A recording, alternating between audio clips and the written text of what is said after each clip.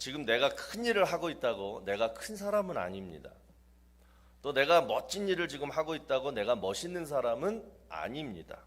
우리는 사람에게 보여지는 모습과 또 내 내면에 감추어진 진짜 모습과는 어떤 정반대의 경우도 있을 수가 있습니다. 다시 말해서 나는 굉장히 작은 사람인데 지금 큰 일을 하고 있을 수 있고요. 또 나는 정말 찌질하고 형편없는 사람인데 남에게는 정말 멋진 사람으로 비춰지고 있을 수도 있다라는 것입니다. 하지만 자신은 알죠. 내가 어떤 사람인가. 그래서 이런 말이 있습니다. 세상에서 가장 불편한 만남은 자기 자신과의 만남이다. 그러니까 자격도 안 되고 성품도 안 되고 그렇다고 능력도 안 되는데 큰일, 멋있는 일을 하려고 하니까 늘 자신과 이런 불편한 만남을 갖게 되는 거예요. 그래서 양심적으로 힘든 거예요. 그래서 나중에는요, 너무 힘들 때에는 내 가지고 있는 이 역량과 이게 이제 안 될 때, 폭발이 될 때는 어떻게 되느냐? 결국 가면을 벗고 내 진짜 모습을 보이게 됩니다. 그럴 때 주변에 있는 인간관계가 다 깨지게 되죠. 아, 저 사람 진짜 저런 사람이었어? 어떻게 그동안 깜쪽같이 속일 수 있었지? 자, 오늘 본문에 나오는 요나가 그랬습니다.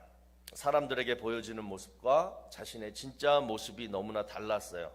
그래서 요나는 혼자 갈등을 많이 했습니다. 자, 오늘 본문 1절을 보시면 요나가 매우 싫어하고 성내며, 그러니까 요나는 지금 하나님 앞에 지금 성내고 화를 내고 있는 것처럼 보이지만은 실상은 자기 자신한테 지금 화를 내고 있는 모습을 보게 됩니다. 자, 그 이유가 뭐냐? 요나는 여러분 하나님의 선지자였습니다. 그 당시 굉장히 크고 멋진 선지자였습니다. 자, 열왕기하 14장 25절을 보시면 이스라엘의 하나님 여호와께서 그의 종 가드 헤벨 아마떼의 아들 선지자 요나를 통하여 하신 말씀과 같이 여로보암이 이스라엘 영토를 회복하되 하마더기에서부터 아라바 바다까지 하였으니, 자, 이 말이 무슨 말이냐면 여러분 요나는요 여로보암 2세 때 활동했던 북이스라엘 선지자였습니다. 그런데 하나님은 이 요나에게 무엇을 예언하게 했냐면 여로보암 때 북이스라엘 영토가 회복될 것이다. 자, 이것을 예언하게 했고 그것이 정말 이루어졌습니다. 여러분, 자, 이렇다라면 지금 요나의 사회적 지위는 어땠을까요? 대단했겠죠. 이스라엘 사람들은 모두가 다 요나를 진짜 하나님의 신실한 선지자다 예언을 했는데 맞았으니까, 자, 이것을 지금 다 알고 믿고 있었을 것입니다. 그런데 요나는 정작 자신이 그런 크고 멋진 선지자가 아니라는 것을 잘 알고 있었어요. 여러분, 선지자란 어떤 사람입니까? 하나님의 말씀을 믿고 그리고 그 말씀을 그대로 전하고 그 다음 하나님의 뜻대로 살아야 되는 사람입니다. 모든 사람들은 요나를 그렇게 봤습니다. 그러나 정작 요나 자신은 하나님의 뜻이 아니라 자기 뜻대로 살았어요. 자기 기분대로 살았어요. 자기 판단대로 살았어요. 하나님 말씀대로 네가 살래? 아니면 네 뜻대로 살래? 그러면 당연히 내 뜻대로 살지. 자, 이렇게 살았던 사람이 바로 요나 선지자였습니다. 자, 오늘 본문은 이런 요나를 하나님이 바꾸시는 얘기예요. 자, 어떻게 바꾸시는지 우리 한번 살펴보기를 원합니다. 자, 한기채 목사님이 쓰신 습관 신앙을 말하다. 자, 이 책에 보면 한 마리 작은 새 이야기가 나오는데요. 아주 재밌어요. 아주 작은 새, 아주 작은 새예요. 그 새 한 마리가 있는데 이 새가 이제 겨울을 나기 위해서 남쪽 지방으로 날아가고 있었습니다. 그런데 날아가던 도중에 엄청난 눈보라를 만나게 됩니다. 그래서 땅에 떨어져요. 그리고 온몸에 상처를 입게 되고 그리고 추위에 얼어붙게 돼서 꼼짝할 수가 없었습니다. 자, 그런데 설상가상으로 그 위를 지나가던 소가 하필 그 작은 새 위에다가 똥을 싸버렸습니다. 여러분, 소똥 보셨죠? 어마어마한 양이거든요. 최악의 상황입니다. 그래서 옴짝달싹 할 수 없는 그런 상황에서 이제 이 작은 새는, 야, 오늘 내 새 생명 다 끝났구나. 새 생명, 새 생명이 끝났구나. 이렇게 생각하고 있는데 오히려 이제 이게 어떻게 되느냐. 이 소똥의 온기가요, 이 새의 몸을 녹여줘요. 추위에 얼어붙던 이 몸을 녹여주면서 그래서 이 새가 날기 위해서 몸이 풀리면서 어떻게 돼요? 짹짹 소리를 내면서 막 날개짓을 했다는 거죠. 그런데 이 새소리, 이 울음소리를 듣던 고양이 한 마리가 이 작은 새를 한 입에 삼켜버립니다. 이야기는 이렇게 끝이 나요. 여러분, 이 예화에서 말하는 교훈 세 가지. 첫 번째, 나한테 똥을 묻힌 사람이 모두가 다 적은 아니다라는 거. 두 번째, 똥으로부터 꺼내주는 사람이 또 진정한 친구 우군도 아니라는 거. 또 세 번째, 똥 속에 있을 때는 절대 입을 열지 말라, 이거예요. 다시 말해서 여러분, 문제라고 생각했던 일이 오히려 우리에게 축복이 될 수 있고, 문제를 해결해 줄 수 있을 것 같은 그 일이 오히려 나에게 더 큰 고통으로 몰아갈 수도 있다라는 거.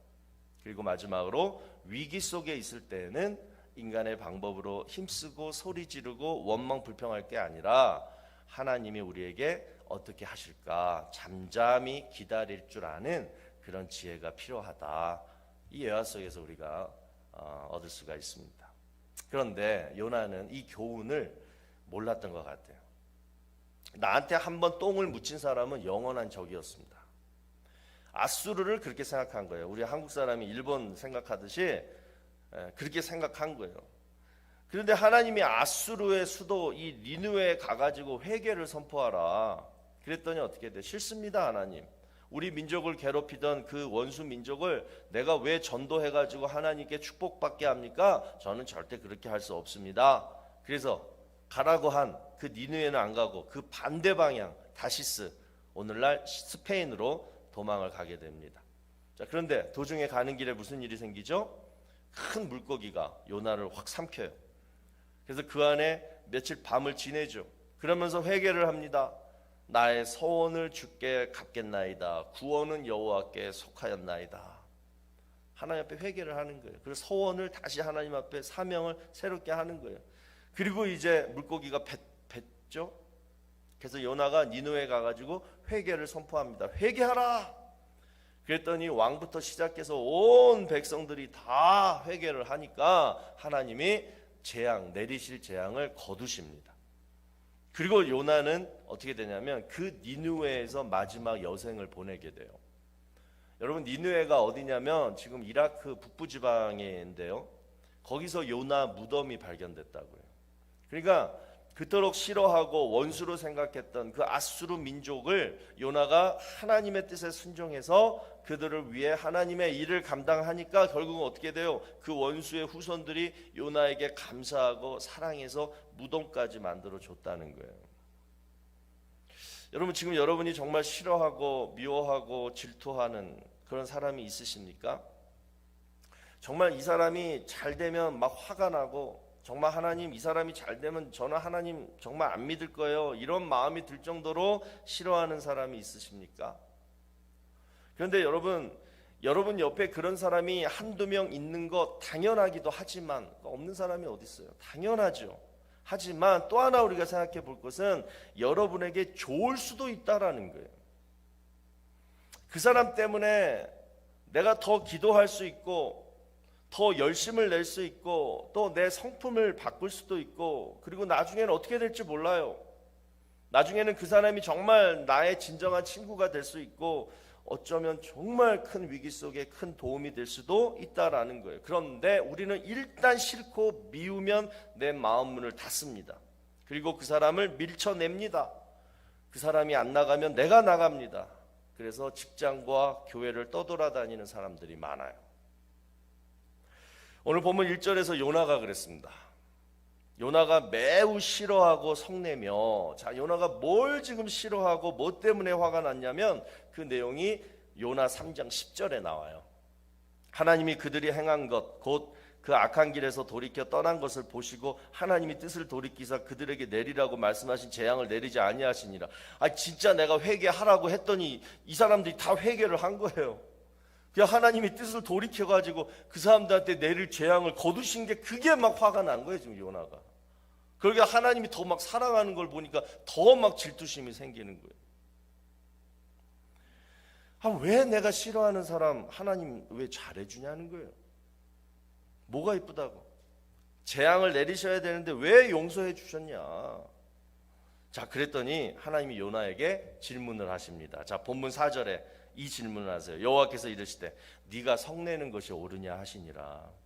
요나야, 네가 그 많은 니느웨 사람들한테 회개하라. 그래서 그들이 회개를 했는데, 그래서 내가 당연히 나는 그들을 용서해 줬고, 그리고 재앙을 내리지 않았는데 지금 네가 화내는 게, 성내는 게 맞는 얘기니? 지금 이 얘기예요.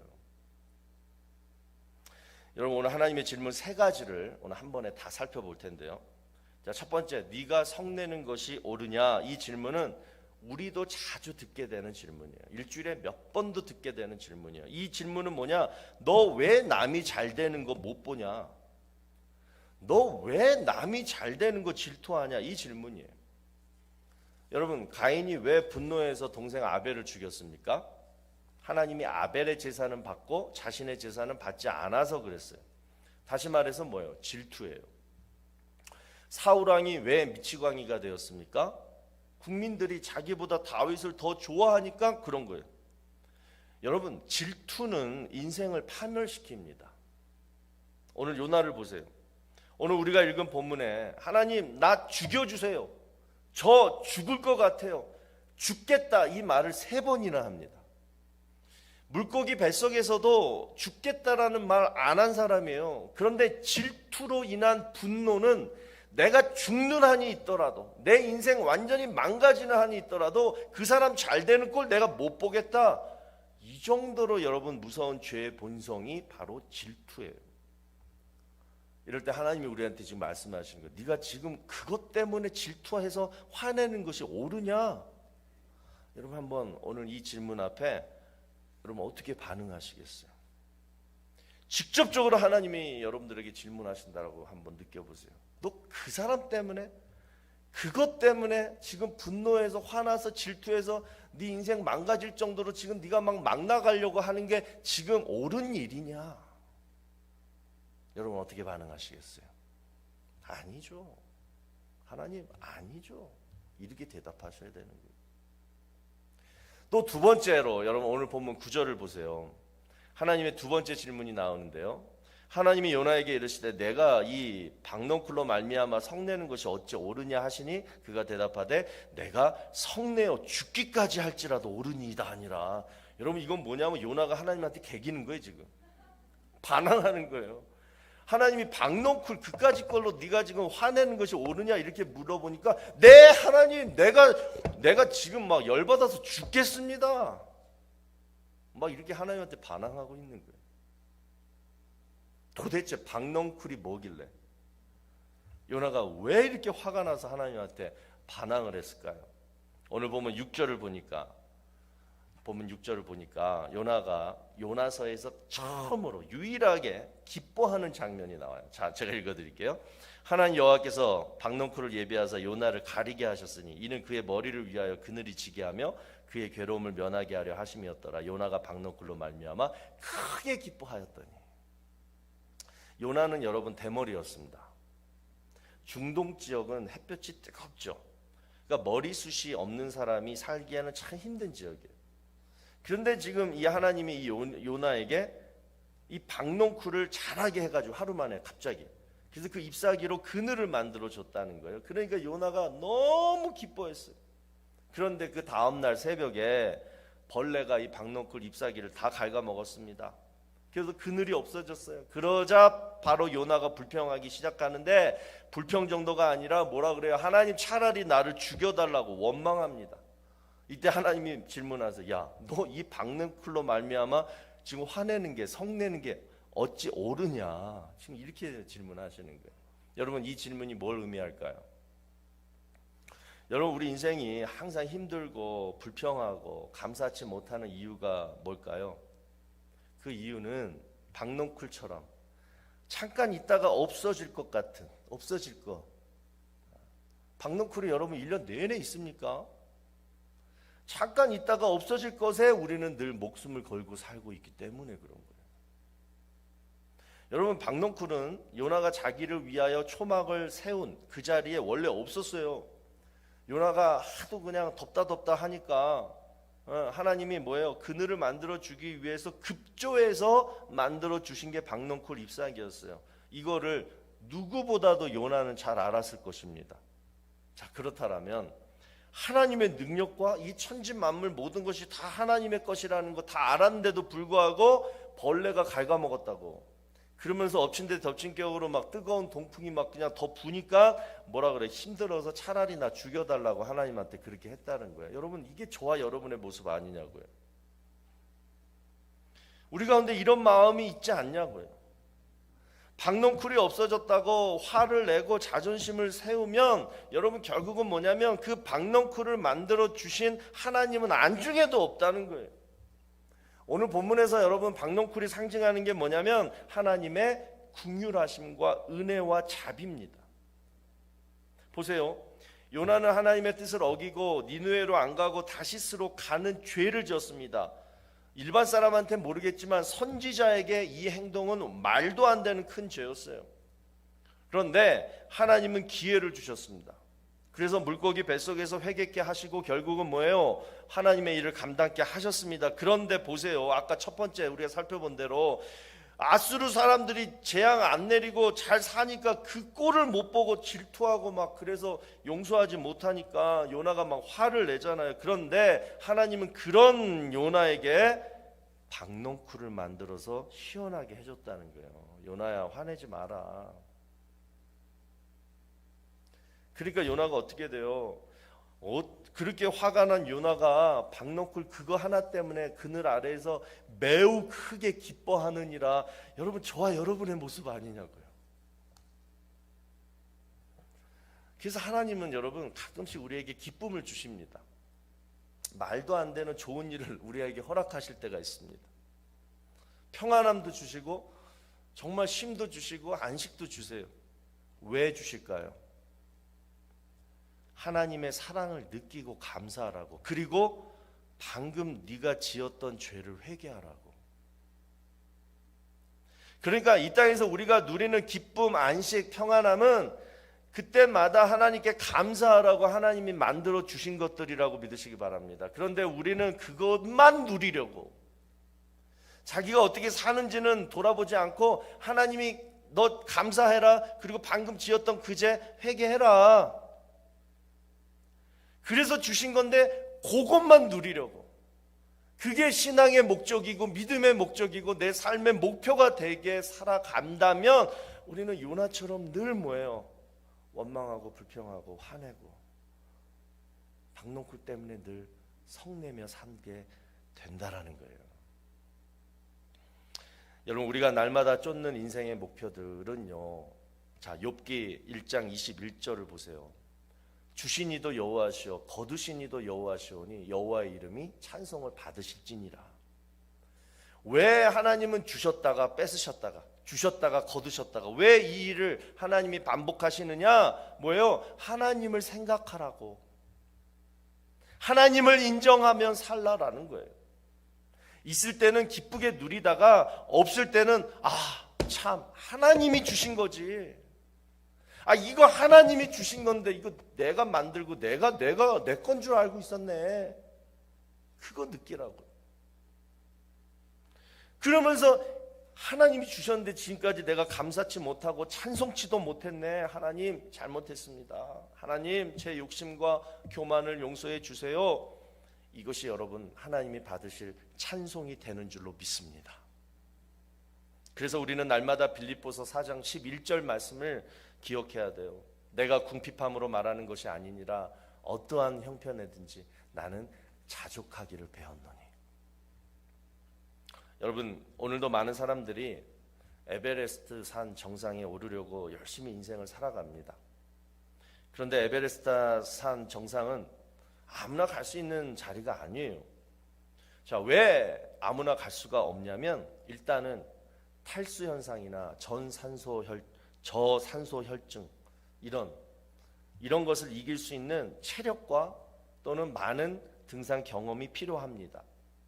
그리고 타이밍도 중요합니다. 갑자기 일기가 안 좋아져 버리면 조난을 당하게 돼요. 자, 그런데요. 등산 전문가들이 이것들 말고도 에베레스트 산 정상에 오르지 못하는 이유가 있다고 합니다. 자, 그게 뭐냐면 바로 과욕이래요. 과욕. 이런 사람들은 가다가 혹시 무슨 일이 생길지 모르니까 자기 짐에다가 뭐를 막 잔뜩 넣는데요. 그래서 빵빵하게 무겁게 막 하고 간대요. 그리고 올라갈 때는 보폭을 좁게 하고 한 걸음 한 걸음 이렇게 천천히 올라가야 되는데, 아, 오늘 나 컨디션 좋네, 야, 오늘 날씨 기가 막히네, 이럴 때 막 큰 걸음으로 막 빨리 걸어가는 사람은 나중에 중도에서 포기하게 된다라는 거예요. 그래서 하버드 대학교의 마이클 포로 교수가 이런 말을 했습니다. 전략이란 무엇을 할 것인지가 아니라 무엇을 포기하고 버릴 것인가, 이것이 전략이다.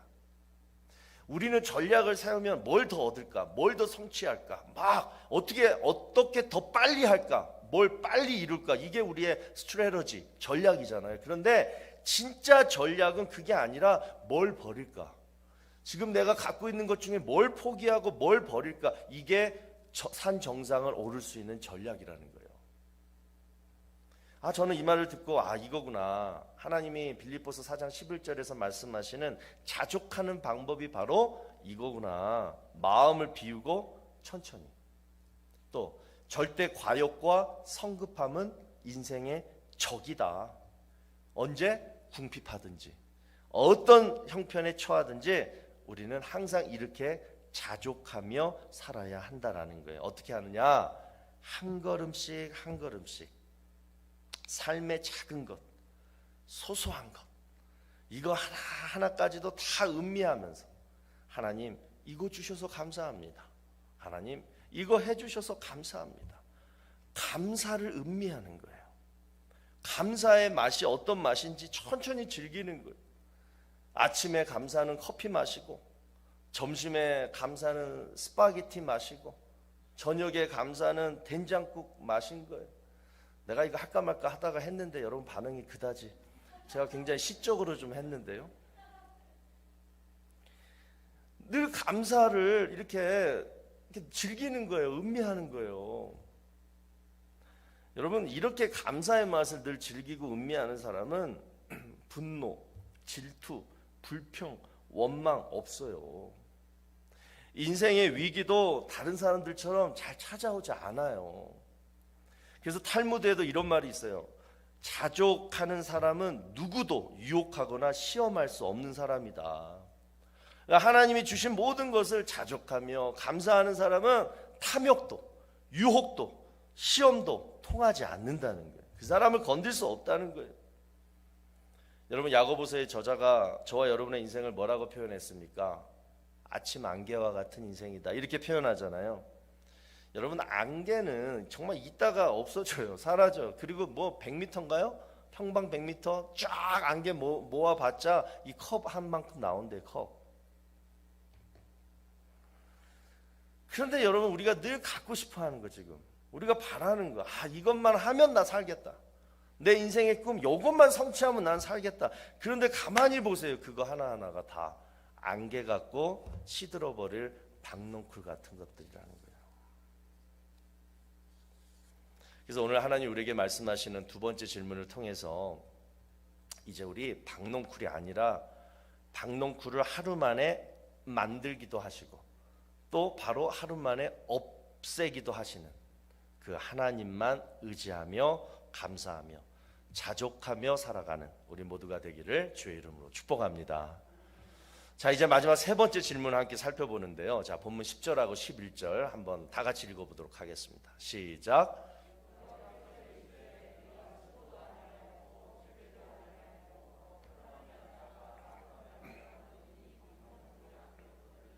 하물며 이 큰 성읍 니느웨에는 좌우를 분별하지 못하는 자가 12만여 명이요 가축도 많이 있나니 내가 어찌 아끼지 아니하겠느냐 하시니라.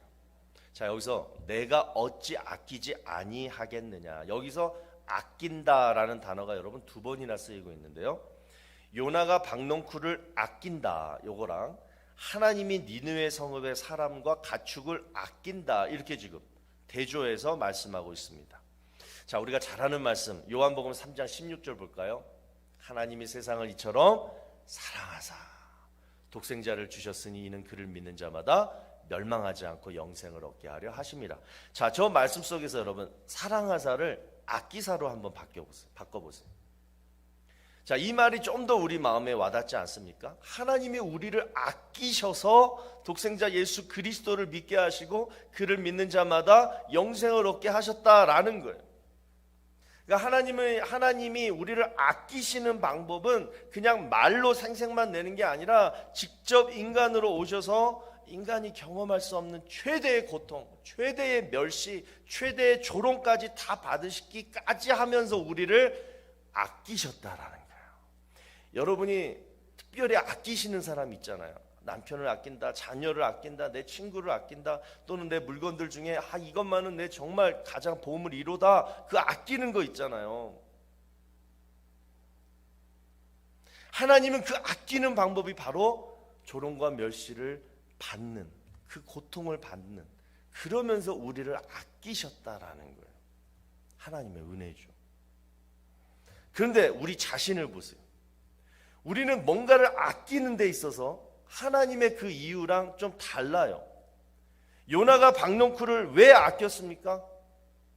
그늘을 만들어 주니까, 내 머리를 시원하게 해주니까, 나에게 도움이 되니까, 내 기분을 좋게 만들어 주니까, 그래서 요나는 박넝쿨을 아꼈다는 거예요.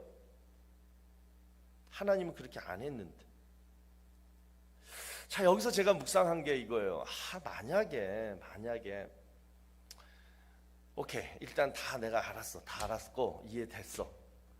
그러면 내가 이제부터 오늘부터 하나님의 성품을 내가 닮아서 나도 이제 하나님처럼 뭔가를 아끼는데 어떤 조건 없이 나에게 기쁨도 주지 않고 나에게 전혀 도움도 되지 않는 그런 사람들을 내가 아끼는데, 이제부터는 어떻게 아끼느냐? 내가 정말 싫어하는 사람도 아끼고, 내가 정말 질투하는 것도 아끼고, 나한테 별 도움도 안 되는 사람도 내가 아끼겠다. 그래서 실제로 내가 아낀다라면 여러분, 나에게 어떤 변화가 찾아올까요? 가만히 묵상해 보니까 앞에서 살펴본 두 가지 모두가 다 해결되더라고요.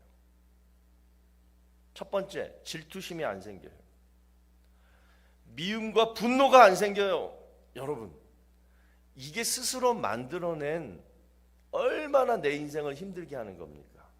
근데 내가 조건 없이 아끼니까 이런 마음들이 안 생긴다는 거예요. 또 두 번째, 탐욕이 안 생겨요. 허무한 것, 박넝쿨 같은, 아침 안개와 같은 그런 허무한 그 목표들을 안 쫓게 된다는 거예요. 뭐를? 도움 안 되는 것도 아끼면 사람이 변화된다는 거예요.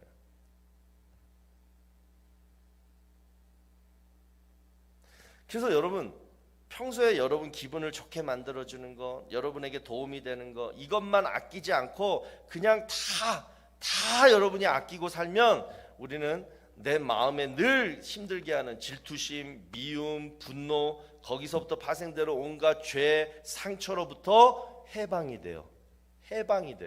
그리고 늘 자족하며 감사하며 살 수 있게 된다라는 것입니다. 그래서 오늘 하나님의 질문 3가지 중에서 가장 중요한 질문이 바로 이거 같아요. 오늘 설교 제목처럼 내가 아끼지 아니하겠느냐. 그러니까 하나님의 은혜를 이미 체험한 저와 여러분들은 앞으로 살면서 이제 3가지를 아끼고 이제 살아야겠다. 오늘 이 결단이 여러분들에게 있었으면 좋겠어요. 자, 첫 번째 뭐냐? 내가 이제 아껴야 될 거. 지금까지 나에게 도움되고 내 기분을 좋게 하는 사람 말고 이제 내가 진짜 하나님처럼 아껴야겠다. 3가지. 첫 번째, 하나님이 니느웨 백성을 아끼신 것처럼 우리도 아직 하나님 믿지 않고 구원받지 못할 지옥의 형벌로 가게 될, 재앙을 받게 될 바로 그 사람들을 아끼자라는 거예요.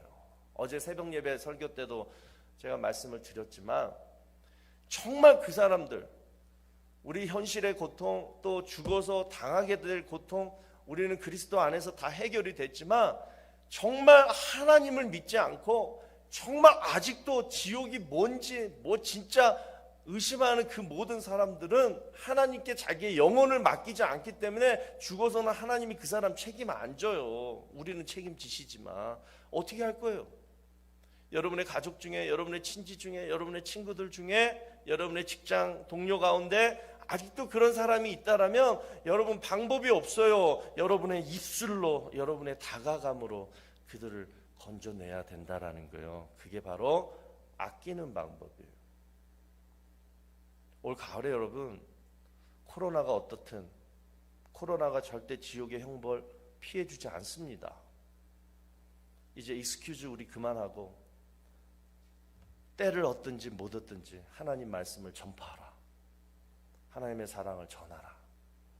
여러분 가장 가까이 있는 사람부터 전도하고 복음을 전할 수 있는 아끼시는 그러한 저와 여러분 되기를 바라고요. 자, 두 번째는 하나님이 요나를 아끼신 것처럼 요나와 같은 바로 저와 여러분 같은 자존심 강하고 늘 자기 중심적으로 사는 정말 재수 없는 정말 싫고 질투나고 정말 밥맛 없는 바로 그 사람을 아끼자라는 거예요.